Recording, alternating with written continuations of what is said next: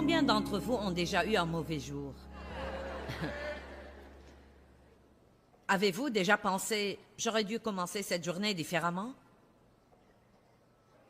Vous savez, ne perdez jamais une journée. Vous savez, vous considérez le temps différemment quand vous vieillissez. Je pense que quand vous avez 20 ans ou 30 ou même 40 ans, vous ne pensez pas trop au temps. Mais il y a quelques années, il s'est trouvé que les 2/3 de ma vie étaient passés.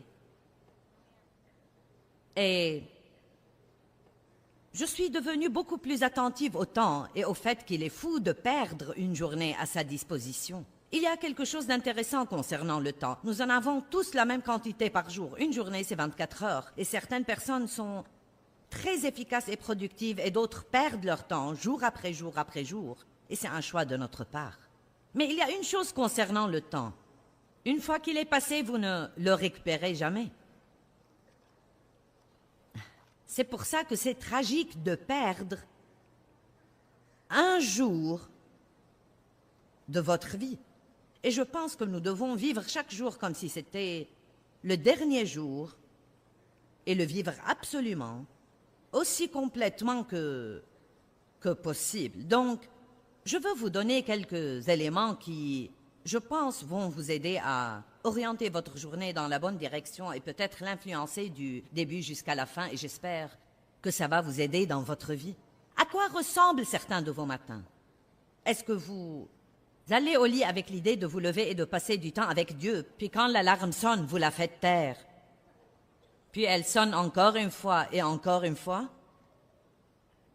Et puis vous restez trop longtemps au lit, et quand vous vous levez, bien sûr, vous n'avez plus le temps pour rien. Et vous courez partout, et vous êtes pressé, et ça vous rend irritable. Et bien sûr, le diable va jouer avec vous, et il va faire en sorte que vous ne trouviez pas vos clés de voiture, et que personne ne fasse les choses correctement. Et là, vous savez, vous hurlez sur les enfants, et du coup, vous vous sentez mal. Et votre mère vous appelle pour dire bonjour, et vous vous énervez parce que vous n'avez pas le temps, et vous vous sentez mal encore une fois. Puis vous montez dans la voiture, et quand vous arrivez au travail, vous réalisez que vous avez oublié votre téléphone chez vous, et ça s'ajoute encore à votre frustration, et vous devez retourner le chercher. Mais quand vous arrivez chez vous, vous ne le trouvez pas.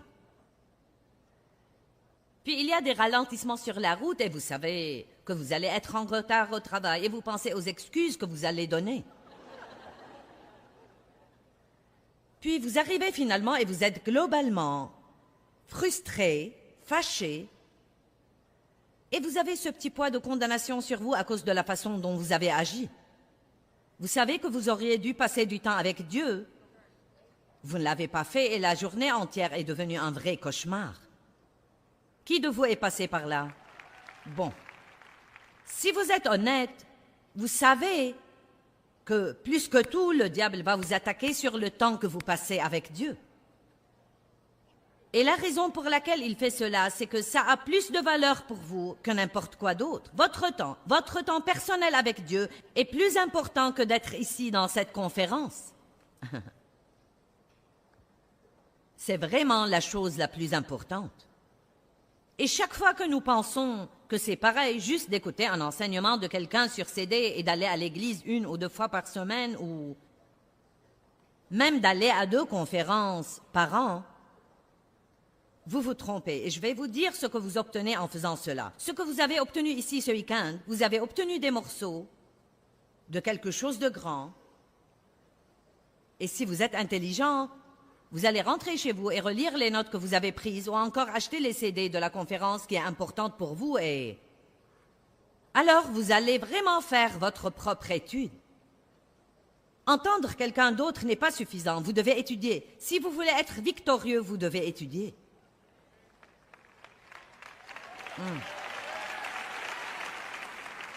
Bien, Joyce, tu veux dire que juste écouter tous les matins n'est pas suffisant? Pas vraiment.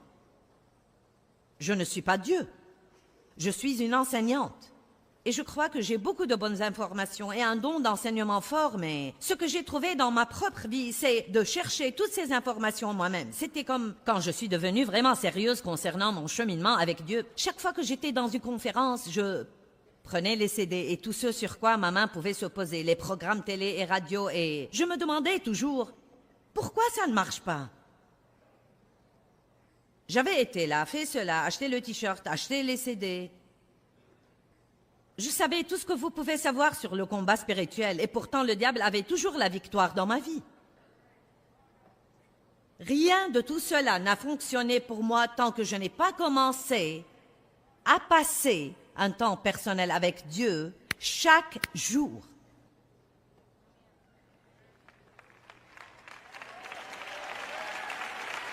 Vous êtes silencieux parce que vraisemblablement beaucoup d'entre vous ne le font pas, et c'est pourquoi vous vous sentez... Beaucoup de gens qui regardent la télé, vous êtes en train de penser « je vais voir ce qu'il y a sur une autre chaîne ». Le Saint-Esprit est celui qui agence tout pour nous, et plus encore, ça offense Dieu quand nous le tenons à l'écart. Il est plus important que quoi que ce soit d'autre. Jusqu'à ce que vous appreniez ça, vous allez avoir des conditions difficiles. J'aime Psaume 27, verset 4. « Je demande à l'Éternel une chose que je désire ardemment. Je voudrais habiter toute ma vie dans la maison de l'Éternel pour contempler la magnificence de l'Éternel et pour admirer son temple. » Vous avez besoin de lui bien davantage que vous avez besoin de moi ou d'aucun de vos amis. Et je sais que nous avons l'air tous drôles au sujet de ce temps avec Dieu. Je ne pense pas que ce que vous faites ait tellement d'importance pourvu que vous donniez ce temps à Dieu. Juste en lui donnant ce temps, vous êtes en train de dire « Dieu, j'ai besoin de toi. » Maintenant.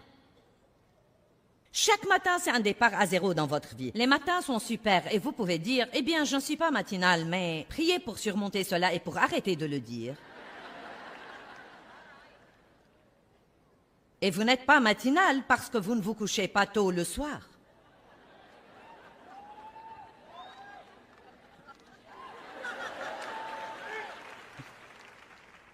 Quoi qu'il en soit, même si vous êtes quelqu'un qui dormait jusqu'à 2 heures de l'après-midi, alors 2 heures de l'après-midi, c'est votre matin. Donc je ne peux pas vous dicter comment faire. Personnellement, j'aime aller au lit tôt et me lever tôt.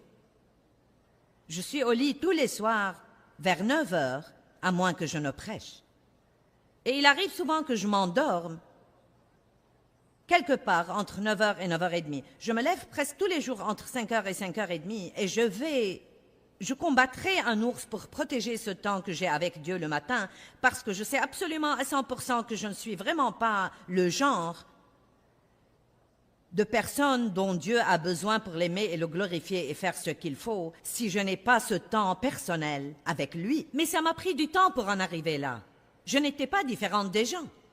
Je faisais tout un tas d'excuses. J'étais distraite. Vous savez, encore et encore et encore. Et Dieu a fini par prendre les choses en main pour moi. Tu ne vas pas rester vivante si tu ne passes pas du temps avec moi. Et je crois personnellement qu'il voulait dire que physiquement, vous savez, j'avais besoin de cette protection à cause de ce que j'étais en train de faire. Et donc, j'ai étudié beaucoup au sujet de rechercher la face de Dieu et pas ses mains. Et je sais maintenant que les matins sont importants et je préfère dans la journée les 2 premières heures du matin. Je veux que ça soit silencieux. Je veux qu'on me laisse tranquille. La seule personne que je laisse m'approcher est mon chien. Elle pèse 4 kilos et s'assoit toujours sur le repose-pied du fauteuil et parfois Dave vient chez moi pour me dire bonjour, mais c'est tout, sinon... Dave va dans son coin, moi dans le mien, et si vous voulez savoir pourquoi ce ministère a du succès, je peux vous dire que c'est la chose la plus importante et fondamentale que nous faisons, car nous savons depuis le début que c'est Dieu et pas nous. Je ne sais pas comment gagner l'argent dont j'ai besoin pour payer les factures pour ce ministère, alors je fais juste chercher Dieu. Et je ne cherche que sa face à lui. Chaque jour est un jour nouveau. J'aime vraiment comment Dieu l'a arrangé en 24 heures. Nous sommes réveillés à environ 16 heures, puis nous dormons 8 heures, et puis après... C'est vraiment étonnant comme les choses paraissent meilleures le matin, n'est-ce pas? Vous êtes fatigué à la fin de la journée, vous avez besoin de vous reposer, votre esprit a besoin de... Tout a besoin de se reposer. Une des premières choses qu'il vous faut faire le matin, c'est de vous occuper du désordre de la veille en vous repentant et en recevant la miséricorde de Dieu. Allons à Lamentation 3, 19 à 23. Ô Seigneur, sois attentif à mon affliction et à mon malheur, à mon errance et à mon rejet, à l'absinthe et au poison. Mon âme les a continuellement devant elle et est abattue au-dedans de moi. Voici ce que je repasse dans mon cœur qui me donnera de l'espérance. C'est grâce à la miséricorde du Seigneur et à son amour attentif que nous ne sommes pas consumés, parce que sa tendre compassion ne faillit point. Il se renouvelle chaque matin. C'est beau. Il se renouvelle chaque matin. Grande et riche sont ta fidélité et ta persévérance. J'ai l'habitude de dire que Dieu fait une nouvelle cargaison de miséricorde chaque matin parce que nous avons épuisé celle de la veille. Recevez-la de Dieu. Ne soyez plus furieux contre vous-même. Quoi que vous ayez fait, Dieu savait que vous alliez le faire. Vous n'êtes pas une surprise pour Dieu. Il n'est pas choqué par ce que vous faites. Demandez pardon, recevez sa miséricorde et allez de l'avant. Vous n'aurez pas une bonne journée si vous êtes sous la condamnation. Ce n'est pas possible. Ce devrait être quelque chose que vous faites tous les matins. Nous parlons de bien commencer la journée. Prenez certaines décisions tôt le matin. Les décisions que vous prenez tôt le matin sont comme se vêtir spirituellement. Je vais vous parler de cela. Vous n'avez pas seulement des habits physiques, mais aussi des habits spirituels. Et beaucoup de gens sortent nus spirituellement. Regardez Apocalypse 16, 15. Voici, je viens comme un voleur. Heureux envié celui qui veille, qui reste alerte et qui garde ses vêtements afin qu'il ne marche pas nu et qu'on ne voit pas sa honte d'être vu exposé. Évidemment, il ne parle pas de s'asseoir avec un fusil devant votre garde-robe et de garder vos vêtements. Mais il dit, gardez vos vêtements et soyez sûrs de ne pas être vus nus, car vous seriez très embarrassés. Il parle de la nudité spirituelle. Nous sommes littéralement habillés spirituellement quand nous prenons des décisions. Voici le jour que l'Éternel a fait, nous allons nous réjouir et être heureux.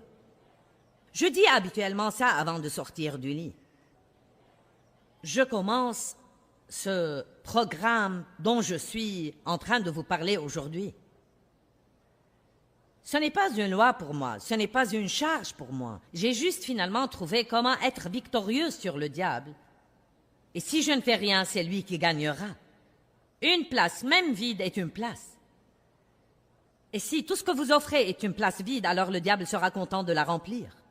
Donc pensez volontairement à quelque chose avant que le diable ne pense à votre place.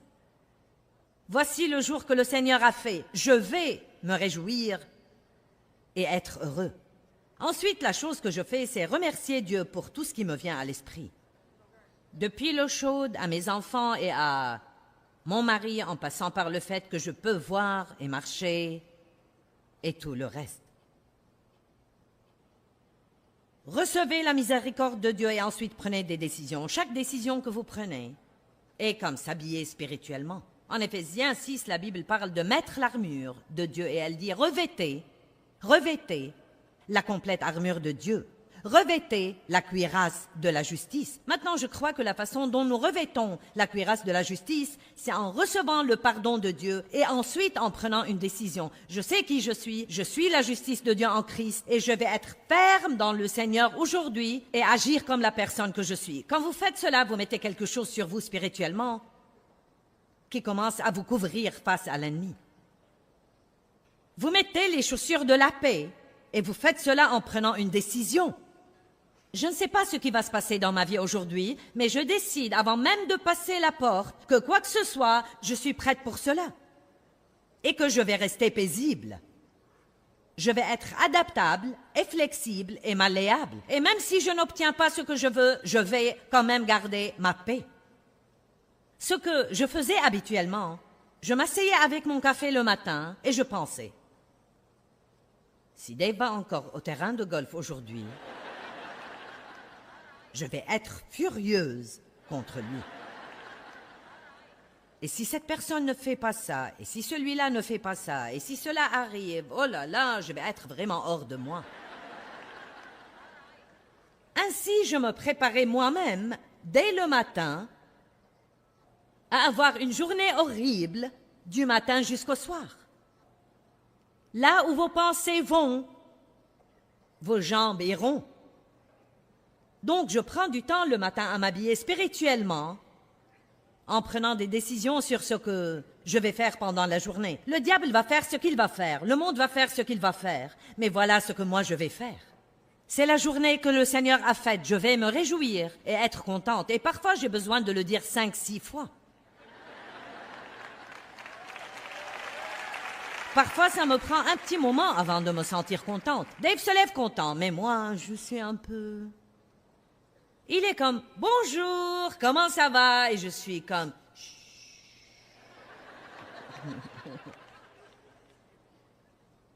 Il aime la musique et j'aime le silence. »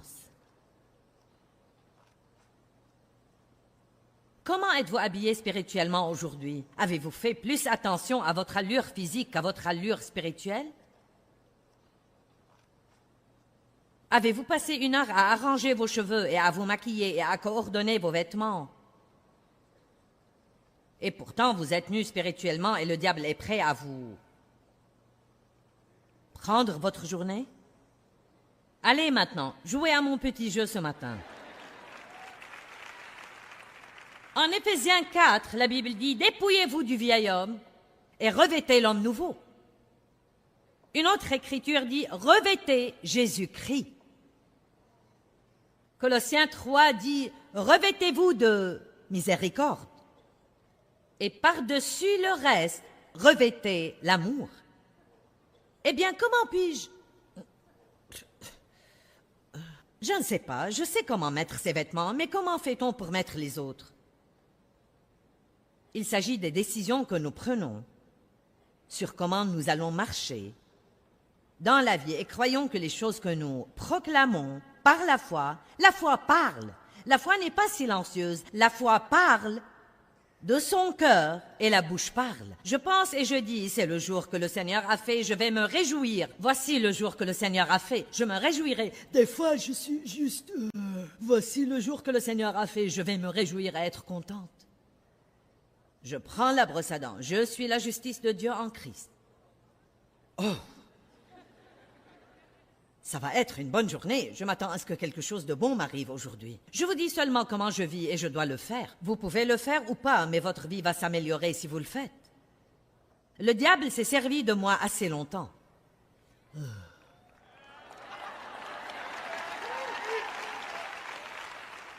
Je me demande pourquoi je me sens déprimée.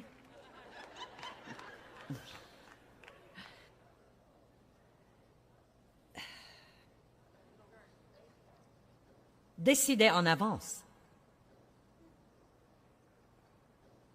Je peux tout par Jésus-Christ qui me fortifie. Je suis prêt pour tout. J'ai la capacité de tout faire par Christ qui donne une force intérieure. Nous devons apprendre comment faire. Vous devez commencer par penser exprès.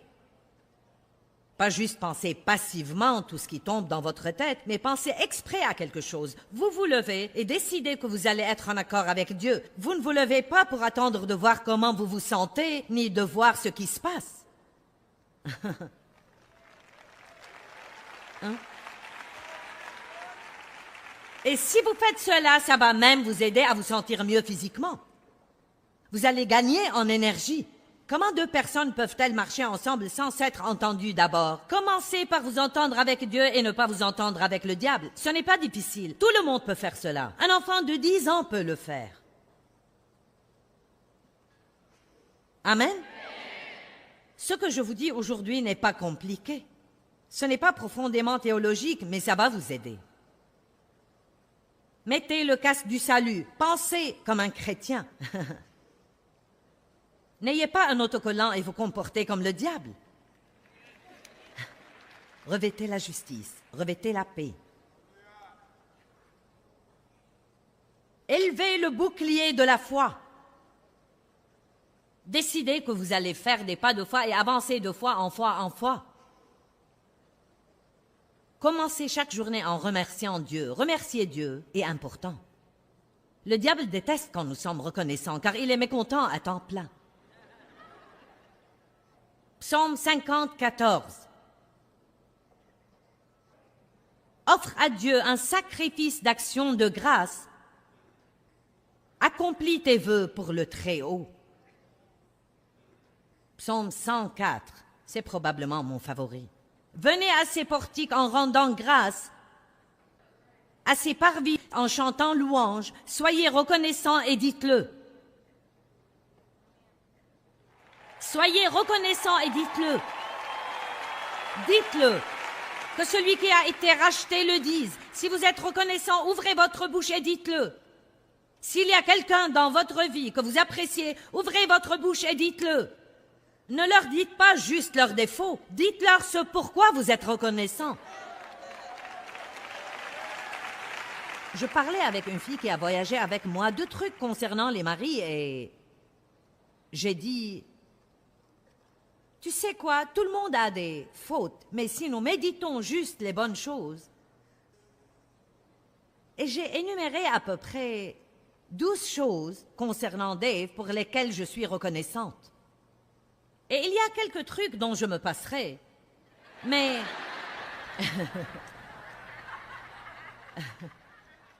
les bonnes choses que Dave a dépassent de loin ces quelques trucs. Vous voyez, ce que je faisais quand j'avais les mauvais jours, le matin, avant même de sortir du lit, je pensais...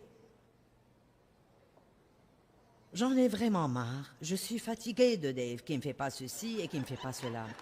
Et il ne m'apporte jamais de fleurs, et il ne fait jamais ceci, et il ne fait jamais cela. Gna, gna, gna, gna, gna, gna, gna. Et je ne le fais plus maintenant. Je pense, oh là là, c'est si facile de s'entendre avec Dave, loué soit Dieu. Il s'adapte facilement. Il me laisse faire tout ce que je veux.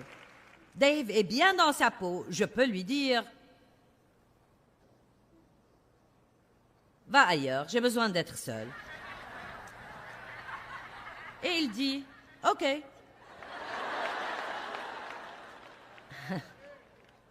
Après 43 ans et demi, vous avez mis en place un bon système. Gardez le mari que vous avez parce que le prochain aussi demandera du travail.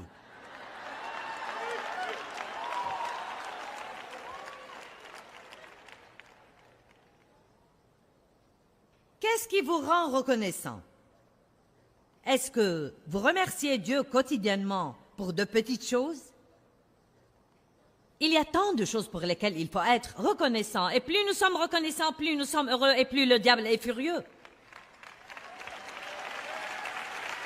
Soyez reconnaissants et dites-le. Dites-le.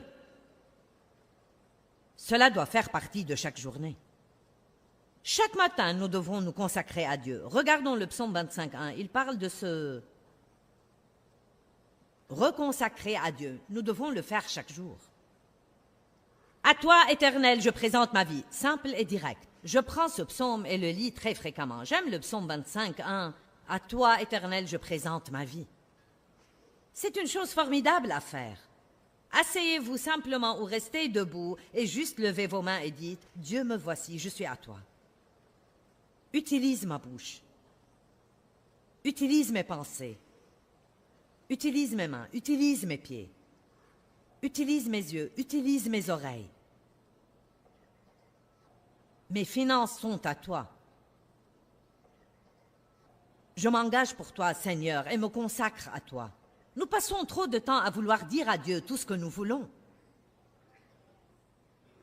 J'aime ce que Paul a dit au sujet des chrétiens. Il disait qu'ils donnaient autant qu'ils pouvaient financièrement, mais ils se donnaient aussi eux-mêmes au Seigneur.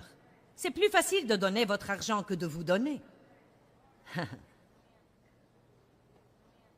Ce matin, quand j'ai demandé à Dieu s'il y avait quelque chose à faire, j'y ai réfléchi 2 fois avant de le dire. Car si je n'aime pas ce qu'il dit...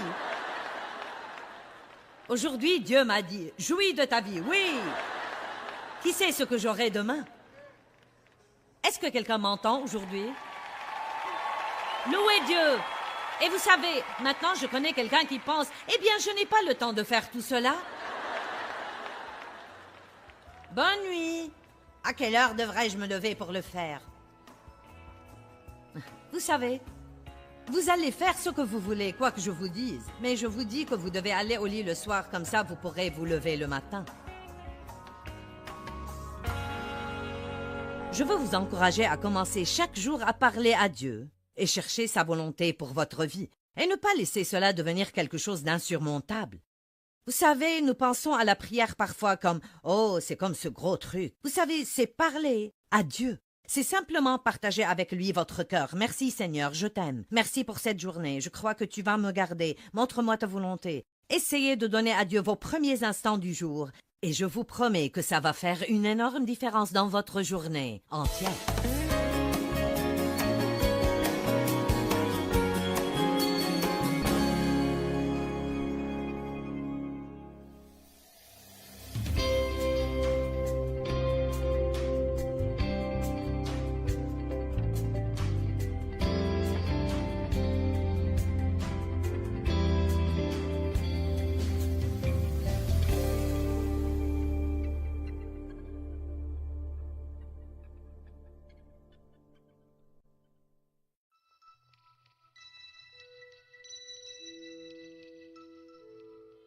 Écoutez, je vous dis la vérité absolue. Si vous commencez à prier régulièrement au sujet des choses qui sont des tentations pour vous, quand cette tentation arrivera, vous aurez sûrement la force de ne pas y tomber.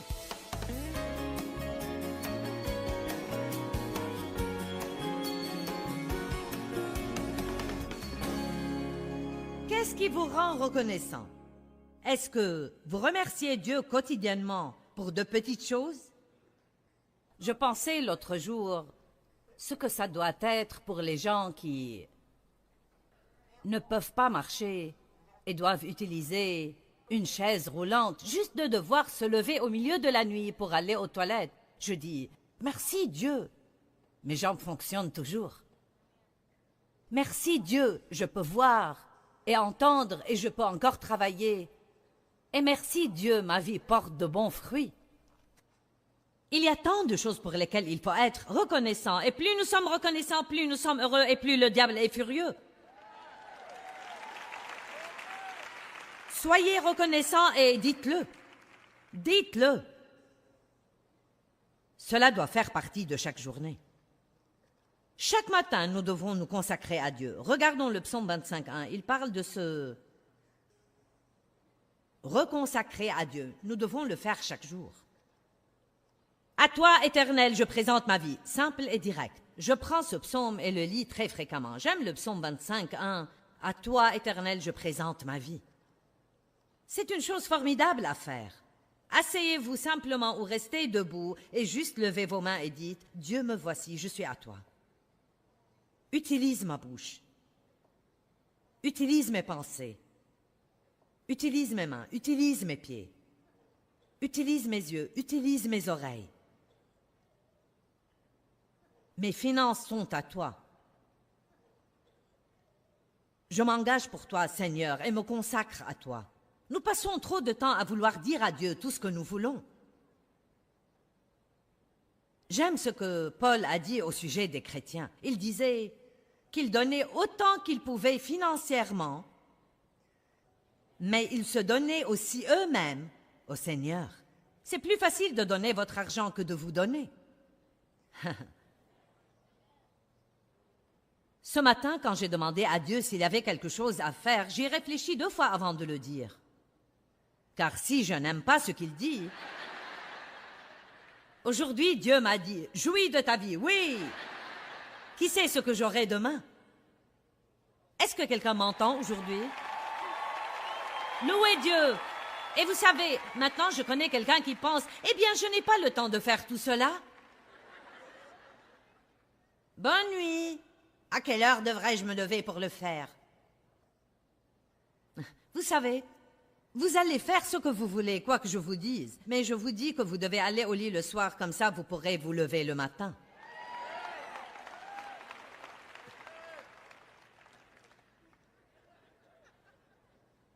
Joyce, tu mets ton nez dans nos affaires. À quelle heure je dois me coucher et me lever, c'est mon problème.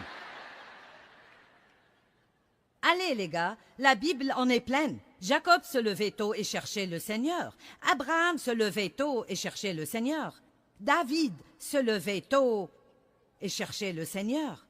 Le Seigneur Jésus avait pour habitude de se lever tôt et il partait tout seul pour prier.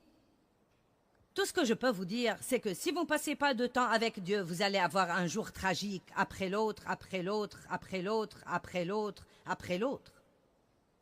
C'est étonnant ce qui arrive quand vous donnez à Dieu ce premier petit moment. Je veux dire, vous n'avez pas besoin de prendre 2 heures pour ça.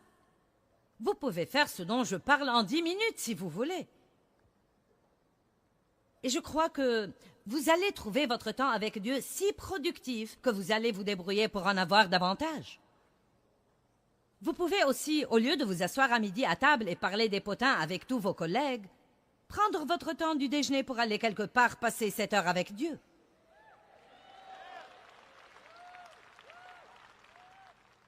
Eh bien, mais je vais rater ce qui se passe au bureau. Mon mari est pendant des années se lever tôt pour partir avant les bouchons. Il a passé son temps de trajet comme temps de Bible, et puis au déjeuner, il sortait et marchait dans le voisinage tout en priant. Et c'était bien avant qu'il soit dans le ministère. Allons, beaucoup de choses que vous faites aujourd'hui sont liées aux portes qui vont s'ouvrir pour vous dans le futur. Commencez à vous montrer fidèles spirituellement aujourd'hui. Soyez vêtus spirituellement et cessez de courir partout nus dans le monde spirituel.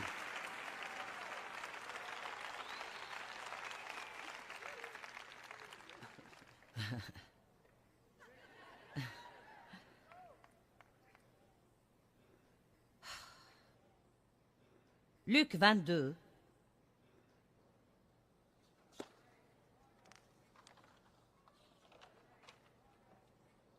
Verset 39. Luc 22, verset 39. Il sortit et se rendit comme de coutume. Comme de coutume. Si vous n'avez pas l'habitude de le faire, ça sera difficile au début. Mais si vous prenez l'habitude, ça sera facile de le faire. Il sortit et se rendit comme de coutume au mont des Oliviers, et ses disciples aussi le suivirent. Parvenu en ce lieu, il leur dit « Priez pour ne pas entrer en tentation ». Maintenant, c'est une chose très importante que je veux vous dire ce matin. Si nous sommes au moins un petit peu honnêtes avec nous-mêmes, nous connaissons nos faiblesses. N'attendez pas de vous trouver au milieu d'une situation tragique où vous allez une fois de plus céder à la tentation et puis prier pour vous sortir de là. Essayez de prier avant pour que quand la tentation ait lieu, vous n'y tombez pas.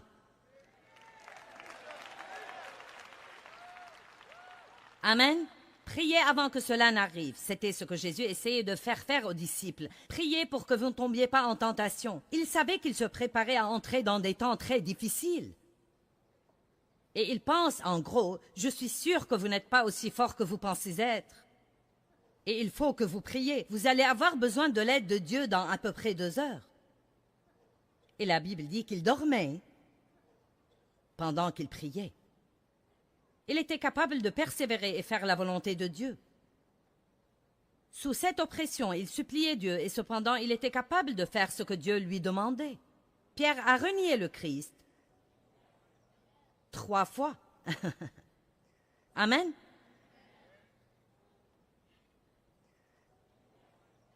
Si la nourriture est une tentation pour vous, n'attendez pas d'avoir déjà mangé 3 plats pour prier.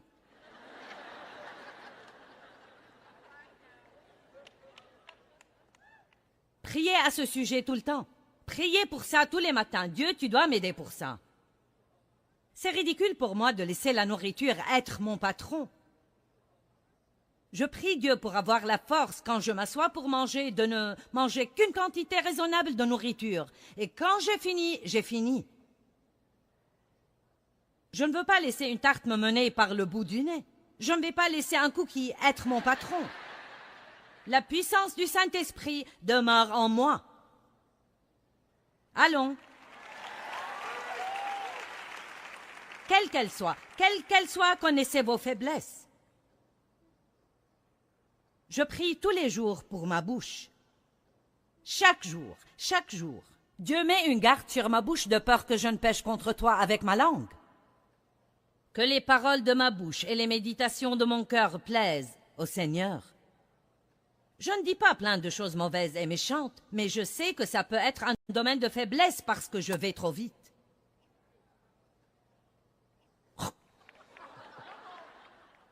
Tu quoi? Je peux appuyer sur la gâchette très vite. Quelqu'un sait de quoi je parle? Je n'ai pas seulement beaucoup à dire quand je suis sur l'estrade. Beaucoup de ce qui reste, le Seigneur me dit « Chut !» Donc, je prie pour ces choses chaque jour. Chaque jour. Priez pour ne pas entrer en tentation. Combien d'entre vous savent quelle est leur faiblesse? Si vous savez que vous allez être tenté de vous frustrer si vous n'obtenez pas ce que vous voulez, priez avant que cela n'arrive.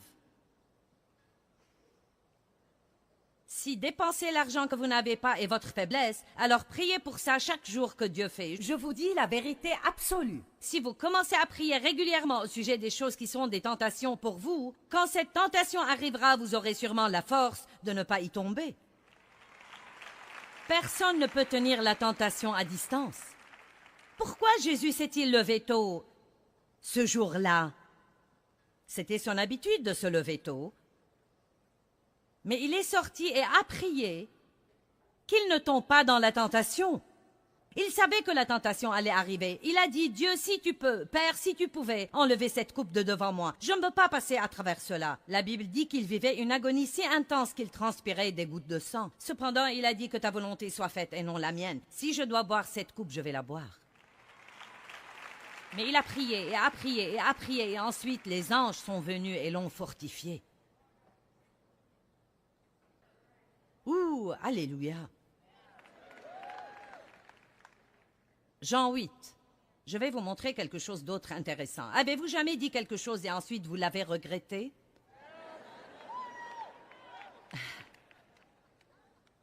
Ok, regardez Jean 8. Quant à Jésus, il alla au mont des Oliviers. Mais dès l'aurore, à nouveau,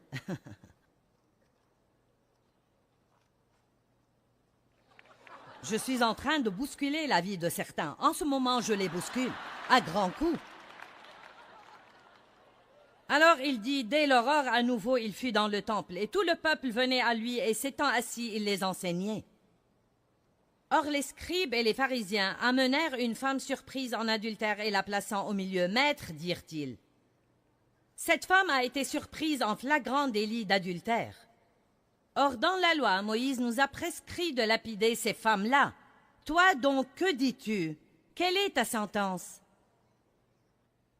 Il disait cela pour le mettre à l'épreuve afin d'avoir matière à l'accuser. Bon, qu'est-ce qui se passait à ce moment? Dans la loi, elle devait être lapidée, mais Jésus enseignait la miséricorde, l'amour et le pardon. Ok, Jésus, comment tu vas te sortir de ça?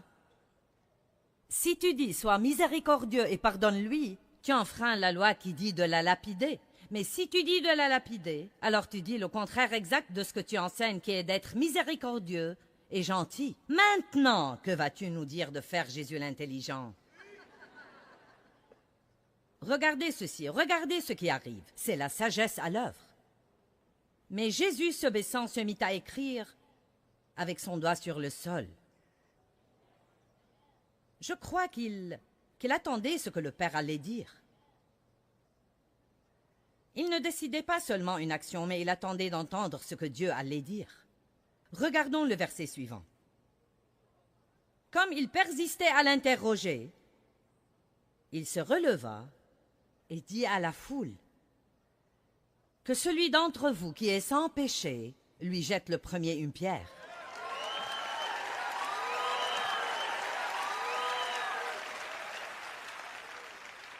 Donc, juste là, il a accompli la loi et a gardé son enseignement. Je ne crois pas qu'il aurait eu cette réponse s'il ne s'était pas levé tôt et n'était pas monté au mont des Oliviers. C'est ce que je crois. Moi, je prends beaucoup de décisions au cours de la journée. Quand vous êtes à la télé, comme je le suis un peu partout, vous allez quelque part et quelqu'un vous reconnaît, et vous savez, ceux qui viennent me parler sont moins nombreux que tous ceux qui ne le font pas. Je veux dire, j'ai envie de faire ça, mais je dois bien me comporter. Et ce n'est pas que je ne veux pas, mais ma vie ne peut pas être négligée. Je dois vivre la vie que j'enseigne aux autres de vivre. Et je ne sais pas le faire si je ne passe pas du temps avec Dieu.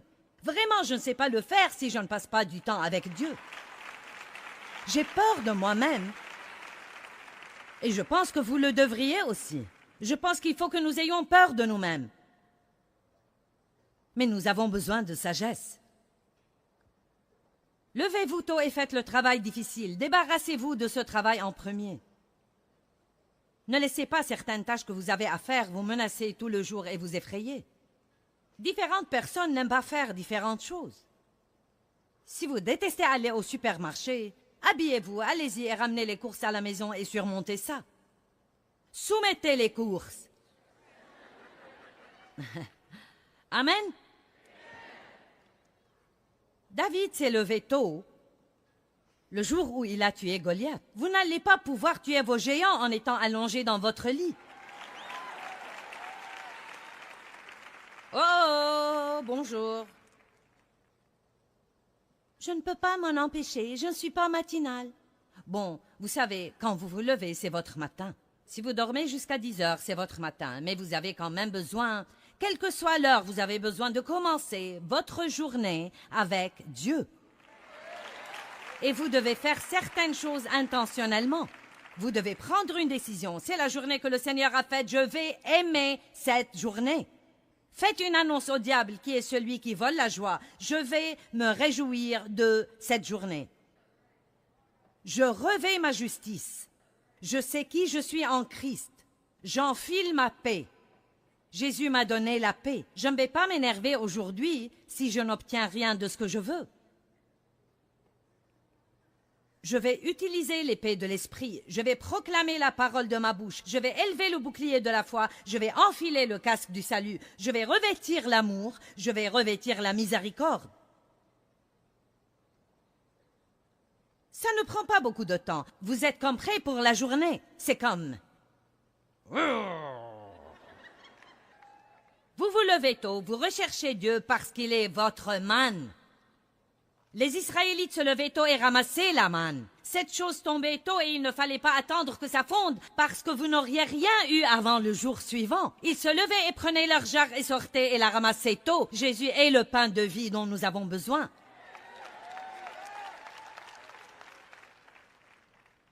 Je peux vous dire, et honnêtement devant Dieu,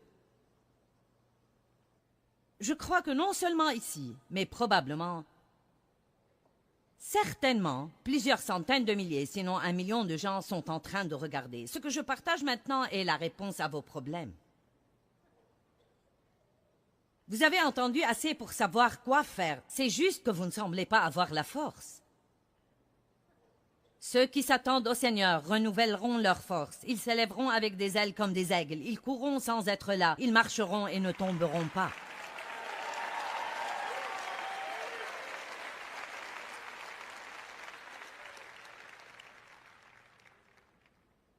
Affrontez les choses difficiles à faire le matin. Abraham se levait tôt, le matin où Dieu lui a dit d'aller sacrifier son fils unique. J'aurais préféré dormir ce jour-là. Mais non, la Bible dit qu'il s'est levé tôt. Si cette question de matin n'était pas importante, si se mettre en accord avec Dieu, avant tout quand vous vous levez, et quelle que soit l'heure, si ce n'était pas important, alors ça ne serait pas dit dans la Bible. Préparez vos pensées chaque matin. N'oubliez pas ce que je me prépare à dire ici à ce moment. Ayez un entretien avec vous-même chaque matin. Donc, ayez une conversation avec vous-même. Colossiens 3, 1 à 3. Préparez vos pensées et gardez-les préparées. 1 Pierre 4, 1 dit « Vous aussi armez-vous de cette même pensée. Même si vous avez à souffrir pour plaire à Dieu, vous allez le faire. » Il dit « Armez-vous avec ce type de pensée. » Pensez à l'avance. Peu importe ce que j'aurai à faire pour plaire à Dieu, je le ferai. Même si je dois faire un sacrifice, je vais vivre pour plaire à Dieu. Je vais être un artisan de paix et un pacificateur. Je vais être adaptable. Si je n'obtiens pas ce que je veux, je vais m'adapter et être content. Vous avez tous l'air étonnés comme une poule qui a trouvé un couteau. Et extrêmement important, Galates 6:10. Veillez à être une bénédiction. Passez un peu de temps chaque jour à réfléchir à quelque chose que vous pouvez faire pour quelqu'un d'autre et faites-le sans tarder. Dites quelque chose de positif aux gens que vous rencontrez. Trouvez quelque chose de gentil à dire à chacun. Nous pensons, parfois, « Oh, c'est un joli ensemble » ou « Ses cheveux sont jolis ». Pourquoi ne pas ouvrir notre bouche et le dire? Dites-le. Ce que vous pensez ne bénit personne. Dites-le. Plus vous complimentez les autres, mieux vous vous sentez. Préparez vos pensées à complimenter la personne avec laquelle vous êtes marié au moins 5 fois aujourd'hui. Un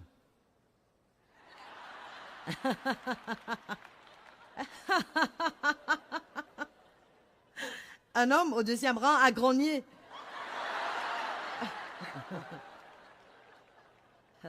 Votre mariage pourrait être sauvé si vous faites cela.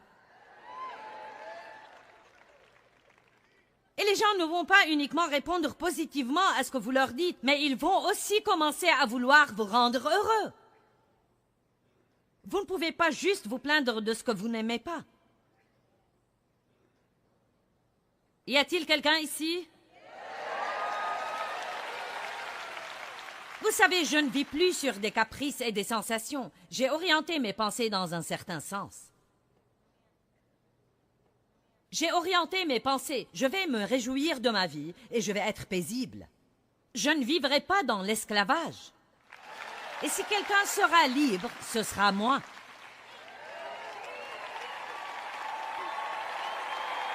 Allons, vous supportez tant de choses. Arrêtez de supporter ça et de supporter ça. Utilisez votre volonté pour coller à Dieu. 2 hommes vont-ils ensemble sans s'être concertés? Amos 3:3. Vous vous mettez en accord avec Dieu. Amen. Soyez une bénédiction. Êtes-vous capable de penser chaque jour à quelqu'un pour lequel vous pourriez être une bénédiction? Donnez quelque chose chaque jour.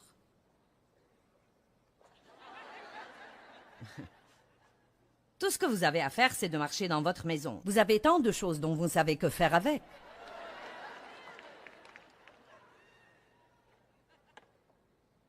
J'ai donné un bracelet ce matin. J'ai dit à la fille à l'arrière de la scène, elle est agent de sécurité, elle ne travaille pas pour nous, mais j'ai dit, tes cheveux sont vraiment beaux, non mais allez au-delà de vous-même. Et moi alors, et moi alors, et moi alors, et moi alors, moi. Bon, tous les matins, vous devez confesser la parole à voix haute.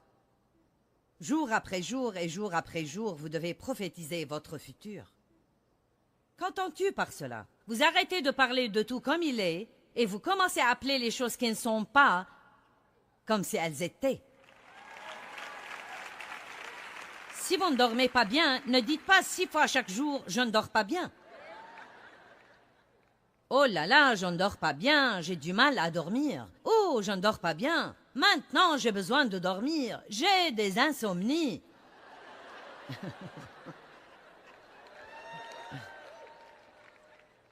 Vous avez juste eu une mauvaise nuit et vous fermez votre bouche. Et puis, chaque fois que l'opportunité se présente, vous parlez à Dieu et vous dites à voix haute de manière à ce que le diable entende « Le sommeil du juste est doux ». Je crois que je dors bien chaque nuit. Ouh, j'ai eu une bonne nuit. Oh, j'ai sommeil maintenant. Oui. Vous savez ce que je pensais ce matin? Juste comme un exercice, si nous écoutions tous les trucs stupides que nous disons et que les autres disent, remercions Dieu pour sa miséricorde. Amen.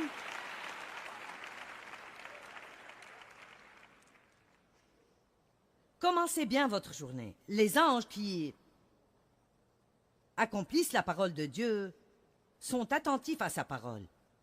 Quand vous dites la parole, les anges s'animent. Ouh. Quelqu'un nous a donné quelque chose à faire. Oui. Certains d'entre vous ont 20 anges qui vous sont assignés et ils s'ennuient tellement. Ils sont les anges qui s'ennuient le plus dans l'univers, parce qu'en réalité, vous ne dites jamais rien pourquoi ils puissent œuvrer.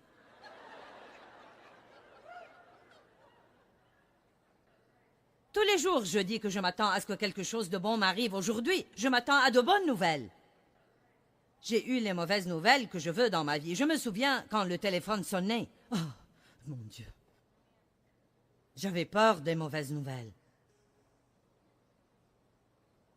Et même si j'en reçois maintenant, je suis prête, car je me suis préparée et je peux faire toutes choses par Christ qui me fortifie. Maintenant, ceci est pour les fainéants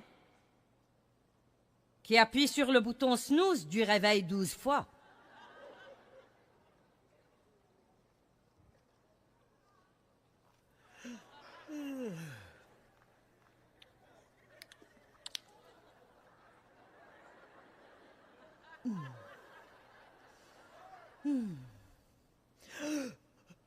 Oh, oh, mon Dieu, oh!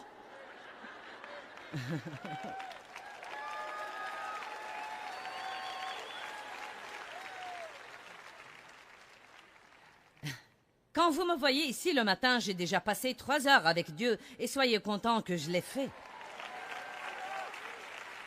Parce que tout ce que je vous dis qui vous aide, c'est de là que ça vient. Et vous savez, ce n'est pas le fait d'être resté 3 heures à discuter avec Dieu. La moitié du temps, je ne sens pas sa présence ni n'entends quelque chose. L'important, c'est que quand vous rendez à Dieu l'honneur de lui donner le temps, alors vous allez le voir se manifester dans votre vie.